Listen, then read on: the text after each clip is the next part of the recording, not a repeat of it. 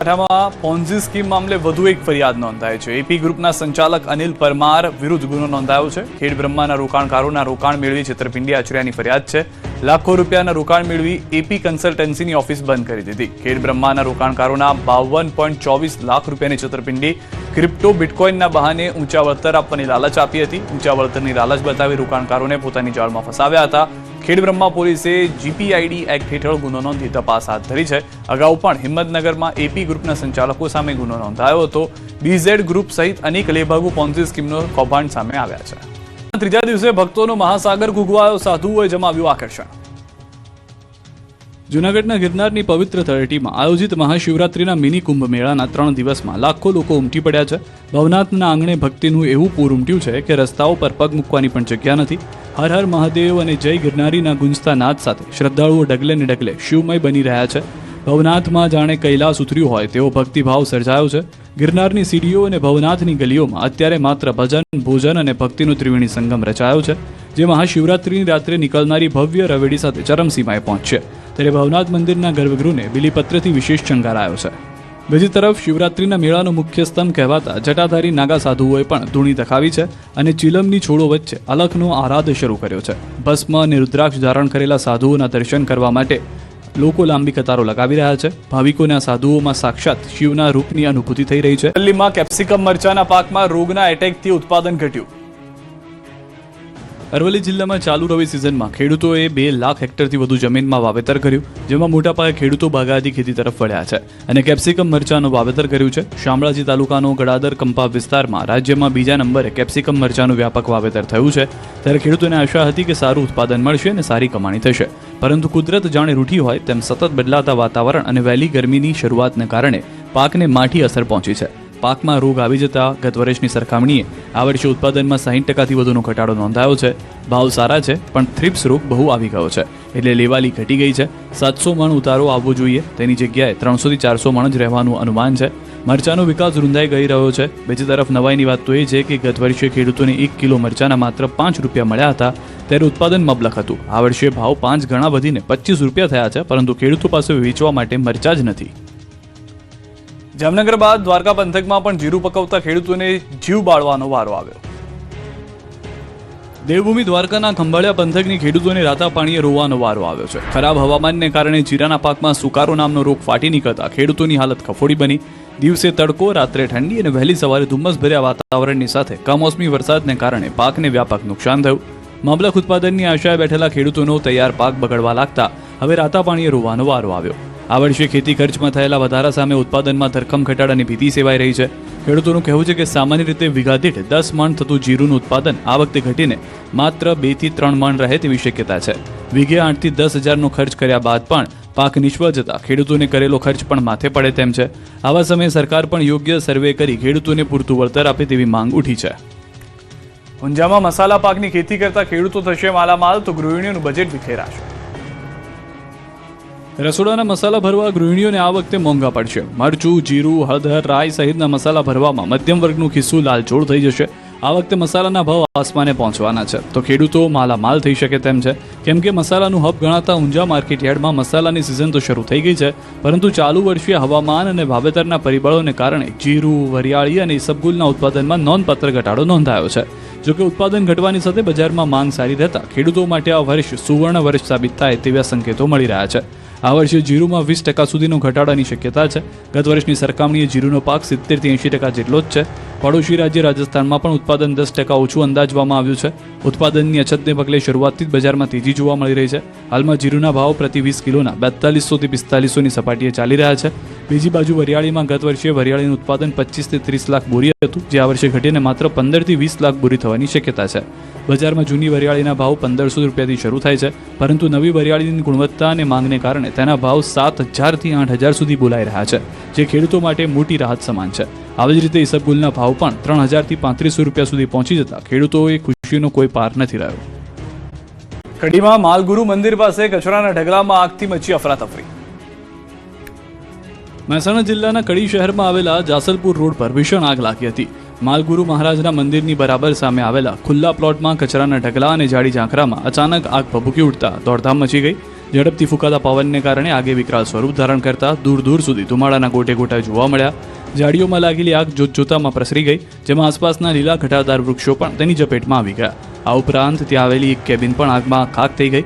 આગની તીવ્રતા એટલી વધુ હતી કે રસ્તા પરથી પસાર થતા વાહન ચાલકોમાં પણ ભયનો માહોલ જોવા મળ્યો. ઘટનાની જાણ થતાં જ આસપાસના સ્થાનિકો તાત્કાલિક મદદે દોડી આવ્યા. ત્યારબાદ કડી મહાનગરપાલિકાની ફાયર ફાઇટરની ટીમ પણ ઘટના સ્થળે પહોંચી ગઈ હતી.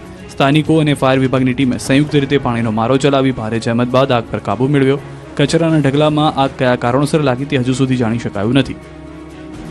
કોડીનાર ડોળાસાના વેપારી પર હુમલાના વિરોધમાં બજારો બંધ રાખી રેલી યોજી. ગીર સોમનાથ જિલ્લાના કોડીનાર તાલુકાના ડોળાસા ગામે કારડિયા રાજપૂત સમાજના એક વેપારી યુવક પર થયેલા ગંભીર હુમલાની ઘટનાએ સમગ્ર જિલ્લામાં ચકચાર મચાવી છે. ગીર સોમનાથના કોડીનાર ડોળાસાના વેપારી પર હુમલાના વિરોધમાં બજારો બંધ રાખી રેલી યોજી વિરોધ વ્યક્ત કરવામાં આવ્યો. પોલીસે પણ આ મામલે એક વ્યક્તિની અટકાયત કરી છે અને આ મામલે વધુ લોકોની અટકાયત થઈ શકે છે. મહત્વનું છે કે કોડીનારના ડોળાસા ગામે હાર્ડવેરની દુકાન ચલાવતા દિલીપભાઈ જેઠાભાઈ મોરી પર મોડી રાતના ઉનાના 4 માથાભારે નિલય રામભાઈ વાળા અને તેના સાગરીતોએ જીવલેણ હુમલો કર્યો હતો, જેથી વેપારી લોહીલુહાણ હાલતમાં કોડીનારની હોસ્પિટલમાં ખસેડવામાં આવ્યા. આ ઘટનાની જાણ ડોળાસાના વેપારીઓ, ગામના લોકો અને સમસ્ત ક્ષત્રિય કારડિયા રાજપૂત સમાજના લોકોને થતા વાતાવરણ તંગ બન્યું. એક નિર્દોષ વેપારી ઉપર બેરહેમીથી હુમલો કરવામાં આવતા લોકોમાં રોષ છવાયો. ડોળાસા ગામ, કોડીનાર તાલુકો અને ક્ષત્રિય કારડિયા રાજપૂત સમાજમાં ઉગ્ર પ્રત્યાઘાત પડ્યા અને બજારો સજ્જડ બંધ રાખીને વિરોધ કરવામાં આવ્યો. સમાજના અગ્રણીઓ અને ગામના પ્રતિનિધિઓ દ્વારા મામલતદાર કચેરી તેમજ કોડીનાર પોલીસ સ્ટેશન ખાતે આવેદનપત્ર પાઠવી આરોપીઓ સામે તાત્કાલિક અને કડક પગલાં લેવા માંગણી કરવામાં આવી હતી. રેલવે નોટિસ આપતા જામનગરના લોકોએ મનપા કચેરીને ગજવી. ઉગ્ર વિરોધ પ્રદર્શન, ઝપાઝપી અને પોલીસ સાથે રકઝકના દ્રશ્યો જામનગરના છે, જ્યાં હનુમાન ટેકરી સહિતના વિસ્તારોમાં રેલવે તંત્ર દ્વારા જમીન ખાલી કરવા માટે અપાયેલી નોટિસના પગલે લોકો વિફર્યા છે. રેલવે તંત્રએ દિગ્જામ સર્કલ નજીક હનુમાન ટેકરી અને આસપાસની સોસાયટીઓને છેલ્લા 2 દિવસથી નોટિસ પાઠવી છે. આ નોટિસમાં જમીન રેલવેની માલિકીની હોવાનું જણાવી 7 દિવસમાં જગ્યા ખાલી કરવા આદેશ કરાયો છે, જેના પગલે અહીં રહેતા લોકોને રાતોરાત રોડ પર આવી જવાનો ખતરો ઊભો થયો છે. આશિયાના છીનવાઈ જવાના ડરથી વિરોધમાં આજે બીજા દિવસે પણ સ્થાનિકોનો ઉગ્ર વિરોધ છે. વિરોધ પક્ષના કોર્પોરેટર રાહુલ બોરીચાની આગેવાની હેઠળ મહાનગરપાલિકા કચેરી એકઠા થયેલા સંખ્યાબંધ લોકોની પોલીસે અટકાયત કરી, તો મહિલાઓ સહિતના લોકોના ટોળા એકઠા થઈ સૂત્રોચ્ચાર કર્યા. કમિશનરને મળવાની જીદ પકડી. મ્યુનિસિપલ કમિશનર નીચે આવીને મળે તેવી માંગણી સાથે સૂત્રોચ્ચાર કરતા પોલીસ દ્વારા કોર્પોરેટર રાહુલ બોરીચા સહિત અનેક નાગરિકોની અટકાયત કરવામાં આવી. 2 બસ ભરીને સ્થાનિકોને પોલીસ બસમાં બેસાડવામાં આવ્યા, જેથી અન્ય ટોળા વિખેરાઈ ગયા હતા. પરંતુ રેલવેની નોટિસના મામલે આગળ શું થાય છે તેના પર સૌની નજર છે. પોલીસ તંત્ર પણ આ મામલે એલર્ટ મોડમાં છે. ખંભાતમાં 10 દિવસથી સફાઈ કર્મીઓ હડતાલ પર, ચાલુ મીટિંગમાં હોબાળો મચાવ્યો. આણંદ જિલ્લાના ખંભાત નગરપાલિકામાં કામ કરતા 200થી વધુ સફાઈ કામદારો વિવિધ માંગને લઈને છેલ્લા 10 દિવસથી હડતાલ પર છે. રાજ્ય સરકારે 2016માં લાગુ કરેલા 7મા પગાર પંચ લાભ નથી મળ્યો, જેથી સાફ સફાઈ કરતા 200થી વધુ સાફ સફાઈ કર્મચારીઓ વિરોધ પ્રદર્શન કરી રહ્યા છે. આમ છતાં નગરપાલિકાના હોદ્દેદારો અને અધિકારીઓ ટસના મસ ન થતા હવે કામદારોની ધીરજ ખૂટી છે. ખંભાત પાલિકાની બોર્ડ મીટિંગમાં સફાઈ કર્મચારી ઘૂસી જઈ ભારે હોબાળો મચાવ્યો. ખંભાત પાલિકાની બોર્ડ મીટિંગમાં પરિસ્થિતિ હદે વણસી હતી કે નગરપાલિકાના પ્રમુખ કારોબારી ચેરમેનનો સફાઈ કર્મચારીઓએ ઘેરાવ કર્યો. નગરપાલિકાના કારોબારી ચેરમેને મોબાઈલ ટાવર પરથી ઉતરી અને ભાગવું પડ્યું. સ્થિતિ એટલી વણસી કે પોલીસને વચ્ચે પડવું પડ્યું. હવે સફાઈ કર્મચારીઓના સમર્થનમાં વાલ્મીકી સમાજનું સંગઠન ખંભાત નગરપાલિકાએ પહોંચ્યું અને જ્યાં સૂત્રોચ્ચાર કર્યા હતા તેમની એક જ માંગણી છે, 7મા પગાર પંચનો લાભ આપો. અરવલ્લી પોલીસે એર સ્ટ્રાઇક કરી ગાંજાનું વાવેતર પકડ્યું. તુવેર અને ઘઉંની વચ્ચે વાવેતર કર્યું હતું. પહેલા ડ્રોન ઉડાડી ગાંજાના ઠેકાણાઓ ટાર્ગેટ કર્યા, પછી આકાશી સ્ટ્રાઇક કરી અરવલ્લી પોલીસે ગાંજાનું વાવેતર પકડી પાડ્યું.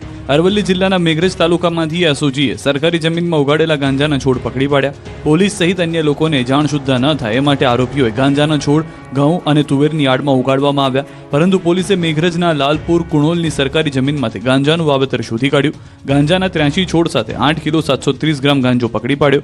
કુલ 4.36 લાખનો મુદ્દામાલ જપ્ત કરવામાં આવ્યો. ગાંજાનું વાવેતર કરનાર રાજુ કાથીભાઈ નાથબાવાની ધરપકડ કરી છે. તે છેલ્લા કેટલાય સમયથી લાલપુર ખાતે ઝૂંપડું બનાવી આશ્રમમાં સેવક તરીકે રહેતો હતો. બજારમાંથી ઘી ખરીદતા પહેલા ચેક જરૂર કરજો. બનાસકાંઠામાંથી શંકાસ્પદ ઘીનો જથ્થો જપ્ત કરવામાં આવ્યો છે. ચંડીસર જીઆઈડીસીમાં ફૂડ એન્ડ ડ્રગ્સ વિભાગના દરોડા. સવાઈ મિલ્ક પ્રોડક્ટ્સમાંથી અંદાજે 7.93 લાખનું 1200 લીટરથી વધુ શંકાસ્પદ ઘી સીઝ કરાયું છે. પ્લોટ નંબર 195 પર કાર્યરત મેસર્સ સવાઈ મિલ્ક પ્રોડક્ટ્સ નામની પેઢીમાં ઓચિંતી તપાસ કરવામાં આવી. પેઢીના માલિક વિપુલકુમાર જયંતિલાલ પંચીવાલાની હાજરીમાં હાથ ધરાયેલી તપાસ સ્થળ પર શંકાસ્પદ ઘીનું ઉત્પાદન અને વેચાણ થતું હોવાનું સામે આવ્યું છે. પેઢીમાંથી 2 શંકાસ્પદ નમૂનાઓ લેવામાં આવ્યા છે. સાથે જ 7,93,975નો મુદ્દામાલ સીઝ કરવામાં આવ્યો છે. આ તરફ સોના ચાંદીના સુવર્ણ કાળ વચ્ચે વેલેન્ટાઇન ડે ને લઈને સુરતમાં ખરીદી નીકળી. વૈશ્વિક પરિસ્થિતિના કારણે દેશભરમાં સોના ચાંદીના ભાવ આસમાને પહોંચી ગયા છે. ઐતિહાસિક સપાટીએ ભાવ પહોંચ્યા બાદ શુક્રવારે ચળકતી ધાતુના ભાવમાં કડાકો આવ્યો. ચાંદીના ભાવમાં એક જ દિવસમાં કિલોએ 25,000નો ઘટાડો. 1 કિલો ચાંદીનો ભાવ 2.5 લાખ પર પહોંચ્યો તો 10 ગ્રામ સોનાનો ભાવ 1,57,500 થયો. જેની વચ્ચે વેલેન્ટાઇન ડેની લઈને સોની બજારમાં હલચલ તેજ થઈ. સુરતની સોની બજારમાં વેલેન્ટાઇન ડેને લઈને ખરીદી શરૂ થઈ. પત્ની, ફિયાન્સી કે પછી ગર્લફ્રેન્ડ માટે સોના ચાંદીની ખરીદી શરૂ થઈ છે, જેને લઈને સુરતના સોની વેપારીઓએ લોકોને પરવડે તેવી કિંમતના આભૂષણો તૈયાર કર્યા છે. વિવિધ ડિઝાઇનની રિંગ અને ચેઇન તૈયાર કરી છે. લોકો પણ ભાવની ચિંતા કર્યા વગર ખરીદી કરી રહ્યા છે. કચ્છમાં 31 લાખની જમીન પરથી દબાણ દૂર કરાયું. કચ્છમાં ફર્યું તંત્રનું બુલડોઝર. બીટા સીમ વિસ્તારમાં સરકારી જમીન પરનું 31 લાખની કિંમતની જમીન પરનું દબાણ દૂર કરાયું. અબડાસા તાલુકાના બીટા ગામે સર્વેમાં આવેલી સરકારની અંદાજિત 6 એકર જમીન પર થયેલ દબાણ નાયબ મામલતદારના માર્ગદર્શન હેઠળ દૂર કરવામાં આવ્યું. દબાણ કરાયેલ જમીનની કિંમત અંદાજિત 30 લાખ અને વાવેતરની 1 લાખ મળીને કુલ 31 લાખ થાય છે. કામગીરી દરમિયાન કોઈ અનિચ્છનીય બનાવ ન બને તે માટે ચુસ્ત પોલીસ બંદોબસ્ત ગોઠવાયો. સ્થળ પર ગ્રામજનોની હાજરીમાં તેમજ પોલીસ સ્ટાફની ઉપસ્થિતિ ઘડ્યા બાદ હવે થરાદમાં મારવાડી ચૌધરી સમાજે પણ બનાવ્યું બંધારણ. થરાદની, ઈસાવળ, હિંદવાણી, વાવેસી, સાકોરી નો એક સમાજ, એક રાજા અને એક વિવાદ. ઠાકોર, ક્ષત્રિય, રાજપૂર, ભીલ સહિતના સમાજની માફક મારવાડી ચૌધરી સમાજે કંઈક આ રીતે બંધારણના શપથ લીધા. સામાજિક એકતા અને સમાજના ઉદ્ધાર માટે મોટાભાગના સમાજો એકરૂપ બની રહ્યા છે. ત્યારે ઉત્તર ગુજરાતમાં વસેલો ચૌધરી સમાજ હવે નવી પહેલ તરફ વળી રહ્યો છે. વાવ થરાદમાં મારવાડી ચૌધરી સમાજ દ્વારા સામાજિક બંધારણને આખરી ઓપ અપાયો. એક સમાજ, એક જાજમ, એક રિવાજ મુજબ ઘડાયું બંધારણ. લગ્ન પ્રસંગ, મરણ પ્રસંગ, જન્મ પ્રસંગ, શ્રીમંત, વ્યસન, ઓઢામણી, સગપણ સાથે અન્ય મુદ્દાઓ બાબતે સુધારણા કરવામાં આવ્યા. રાજેશ્વર ધામ ચાગડા ખાતે મળી મારવાડી ચૌધરી સમાજને મળેલી બેઠકમાં મહંત દયારામજી મહારાજ ગાદીપતિ રાજેશ્વર ધામ શિકારપુરાની હાજરીમાં સમાજના આગેવાનોએ બંધારણના શપથ લીધા. કુરિવાજોને તિલાંજલિ આપી સમાજનું નવું બંધારણ ઘડ્યું. સાવલીના ધારાસભ્ય કેતન ઇનામદારે ફરી આપ્યું વિસ્ફોટક નિવેદન. વિવાદોમાં રહેવા ટેવાયેલા આખા બોલા સાવલીના ધારાસભ્ય કેતન ઇનામદારે ફરી એકવાર સ્ફોટક નિવેદન આપ્યું. સાવલી એસટી ડેપો ખાતે આયોજિત જાહેર કાર્યક્રમમાં કેતન ઇનામદારે વિકાસ અને જનહિત અંગે દ્રઢ અને ખુલ્લું નિવેદન આપ્યું. જાહેર મંચ પરથી તેમણે વડોદરા જિલ્લાના સહપ્રભારી મંત્રી કમલેશ પટેલને સંબોધીને જણાવ્યું કે સરકાર પાસેથી પોતાની માંગ રજૂ કરવાની તેમની સ્ટાઇલ અલગ હોઈ શકે છે, પરંતુ તેમનો ઈરાદો ક્યારેય ખોટો રહ્યો નથી. મને વહેલું લઈ લેવું હતું અને તાલુકાની જનતાને વહેલું આપવું હતું. મેં કીધું હમણાં મારા મંત્રી સાહેબને, સાહેબ થોડીક માગવાની સ્ટાઇલ અલગ હતી પણ ઈરાદો ખોટો નતો. મને કદાચ વહેલું લઈ લેવું છે. મને એવું હતું મારા વિસ્તારને વહેલું આપી દઉં અને કોમ્પ્રોમાઇઝ કરવાની કદાચ ટેવ નથી. સમાધાન હું મારી જાત માટે કરી શકું, મારી પ્રજા માટે નહીં કરી શકતો. મારો વીક પોઈન્ટ છે. ભાજપમાં ભડકો. 3 દિવસમાં 17 પદાધિકારીઓના રાજીનામા. સ્થાનિક સ્વરાજની ચૂંટણી પહેલા નવસારી જિલ્લામાં ભાજપમાં ભડકો થયો છે. છેલ્લા 3 દિવસથી રાજીનામાનો દોર શરૂ થઈ ગયો છે. જલાલપુરમાં વર્ષોથી અન્યાય થતા હોવાના આક્ષેપ સાથે વિરોધ પ્રદર્શન કરી 3 દિવસમાં જિલ્લા અને તાલુકાના 17 પદાધિકારીઓએ પોતાના પદ પરથી રાજીનામા આપી દેતા ખળભળાટ મચી ગયો છે. જિલ્લા ભાજપનું સંગઠન જાહેર થતાં જલાલપુરમાં 10 ફેબ્રુઆરીથી શરૂ થયેલો રાજીનામાનો દોર શુક્રવારે પણ અટક્યો ન હતો.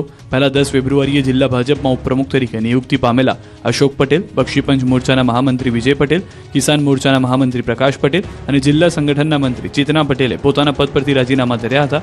જલાલપુરને વર્ષોથી અન્યાય થતો હોવાના આક્ષેપો સાથે નવનિયુક્ત હોદ્દેદારોએ રાજીનામા ધર્યા. જે બાદ ગુરુવારે પણ જલાલપુર તાલુકાના 2 મહામંત્રીઓ અને જિલ્લા મહામંત્રીએ રાજીનામું આપ્યું. તાલુકા મહામંત્રી કેતન પટેલ અને ચેતન પટેલે રાજીનામા આપ્યા હતા. બાદમાં હવે જિલ્લા મોરચા મહામંત્રી રોશની પટેલ પણ રાજીનામું આપી ચૂક્યા છે. બીજી તરફ શુક્રવારે નવસારીના જલાલપુર તાલુકાના ભાજપના 12 પદાધિકારીઓએ પોતાના પદ પરથી રાજીનામા ધર્યા. જલાલપુરને વર્ષોથી થતા અન્યાયના વિરોધમાં જલાલપુર તાલુકા સંગઠનના પદાધિકારીઓ સામૂહિક રાજીનામા આપ્યા. જિલ્લા ભાજપ સંગઠનના મહામંત્રીનું પદ નહીં મળતા નારાજ આગેવાનો રાજીનામા આપી ચૂક્યા. અત્યાર સુધીમાં જલાલપુરના જિલ્લા અને તાલુકાના 17 પદાધિકારીઓએ પોતાના પદ પરથી રાજીનામા આપ્યા. ત્યારે આગામી સ્થાનિક સ્વરાજ્યની ચૂંટણીમાં ભાજપનો આંતરિક વિવાદ વધુ સપાટી પર આવી શકે છે. કામગીરીને લઈને કોંગ્રેસે સુરેન્દ્રનગરમાં રસ્તા રોકો આંદોલન કર્યું.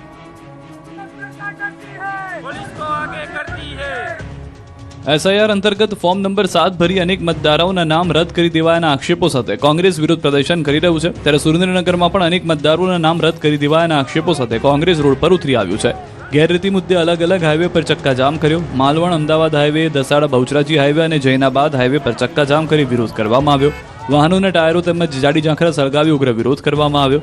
હાઈવે પર ચક્કાજામને પગલે વાહનોની કતાર લાગી અને ટ્રાફિક જામના દ્રશ્યો પણ સર્જાયા. ઘટનાની જાણ થતાં સ્થાનિક પોલીસ તાત્કાલિક સ્થળ પર પહોંચી તમામ કાર્યકરોને રોડ પરથી હટાવાયા. શૈલેષ પરમાર વચ્ચે 16 ફેબ્રુઆરી વિધાનસભાના ઉપાધ્યક્ષની ચૂંટણીનો જંગ જામશે. ગુજરાત વિધાનસભાના ઉપાધ્યક્ષ પદ માટેની વરણી હવે માત્ર ઔપચારિકતા નથી રહી, પરંતુ રાજકીય જંગમાં ફેરવાઈ ગઈ છે. સામાન્ય રીતે આ પદ માટે બિનહરીફ વરણીની પરંપરા જોવા મળતી હોય છે, પરંતુ આ વખતે સત્તાધારી ભાજપ અને વિપક્ષ કોંગ્રેસ આમને સામને આવી ગયા છે. ભાજપ દ્વારા પૂર્ણેશ મોદીએ તો સામા પક્ષે કોંગ્રેસ પણ વરિષ્ઠ ધારાસભ્ય શૈલેષ પરમારને મેદાનમાં ઉતારી ફોર્મ ભર્યું, જેથી ચૂંટણી યોજવી અનિવાર્ય બની છે. તાજેતરમાં શહેરમાં ધારાસભ્ય જેઠાભાઈ ભરવાડે ઉપાધ્યક્ષ પદથી રાજીનામું આપ્યા બાદ આ બંધારણીય હોદ્દો ખાલી પડ્યો. 16મી વિધાનસભા ઉપાધ્યક્ષની ચૂંટણી યોજાવાની છે, જેને લઈને ઉમેદવારી નોંધવાના અંતિમ દિવસે સુરત પશ્ચિમના ધારાસભ્ય અને પૂર્વ મંત્રી પૂર્ણેશ મોદીએ ફોર્મ ભરી દીધું. કેબિનેટ મંત્રી જીતુ વાઘાણીની ઉપસ્થિતિમાં પૂર્ણેશ મોદીએ મોવડી મંડળ મુખ્યમંત્રી અને નાયબ મુખ્યમંત્રીની સૂચના બાદ ફોર્મ ભર્યું. ભાજપ પાસે સંખ્યાબળને જોતા પૂર્ણેશ મોદી જ વિજેતા થશે તે નક્કી છે. ગૃહમાં સત્તારૂઢ પક્ષને બહુમતીનો લાભ છે, છતાં કોંગ્રેસ દ્વારા ઉમેદવાર ઉતારવામાં આવ્યા છે. અમદાવાદના દાણી લીમડા બેઠકના કોંગ્રેસના ધારાસભ્ય શૈલેષ પરમારે પણ વિધાનસભાના ઉપાધ્યક્ષ માટે ફોર્મ ભર્યું. સંખ્યાબળ ઓછું હોવા છતાં લોકશાહી પરંપરા જળવાઈ રહે તે માટે તેઓએ ફોર્મ ભર્યું હોવાનો દાવો કર્યો, જે સ્પષ્ટ છે કે વિધાનસભામાં પ્રતિકાત્મક લડત આપવામાં આવશે. કોંગ્રેસ પણ મેદાનમાં ઉતરતા એટલે હવે બિનહરીફ ચૂંટણીની સંભાવના રહી નથી અને ગૃહમાં મતદાન થવાનું નિશ્ચિત બન્યું છે. ઉલ્લેખનીય છે કે ઉપાધ્યક્ષનું પદ બંધારણીય રીતે ખૂબ મહત્વનું છે. અધ્યક્ષની ગેરહાજરીમાં ગૃહનું સંચાલન અને શિસ્ત જાળવવાની જવાબદારી ઉપાધ્યક્ષના શિરે હોય છે. પૂર્ણેશ મોદી સંગઠન અને સરકારનો બહોળો અનુભવ ધરાવે છે, જે હવે તેમને આ નવા હોદ્દા પર કામ લાગશે. આવનાર સત્રોમાં ગૃહના કારોબાર સંચાલનમાં તેમની ભૂમિકા મહત્વપૂર્ણ રહેશે.